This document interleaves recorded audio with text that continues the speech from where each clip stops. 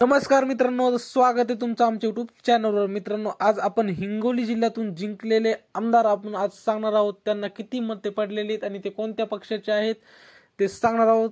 चला तर मित्रांनो, वसमत मतदारसंघातून राष्ट्रवादी काँग्रेस पक्ष अजित पवार गट यांचे उमेदवार राजू नवकरे हे आमदार म्हणून निवडून आलेले आहेत आणि त्यांना 1,07,655 मते मिळालेली आहेत। मित्रांनो, त्यानंतर कळमनुरी मतदारसंघ शिवसेना एकनाथ शिंदे गट यांचे उमेदवार संतोष बांगर हे निवडून आलेले आहेत आमदार म्हणून। त्यांना 1,22,016 मते पडलेले आहेत।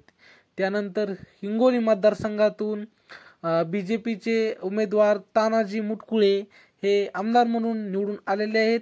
त्यांना मते 74,584 मते ही मिळालेली आहेत। मित्रांनो, तुमच्या मतदारसंघातून कोण निवडून आलेलं आहे ते कमेंटमध्ये आम्हाला नक्की सांगा आणि आमचे असेच व्हिडिओ पाहण्यासाठी चॅनलला मात्र सबस्क्राईब नक्की करा। भेटूया पुढच्या व्हिडिओमध्ये।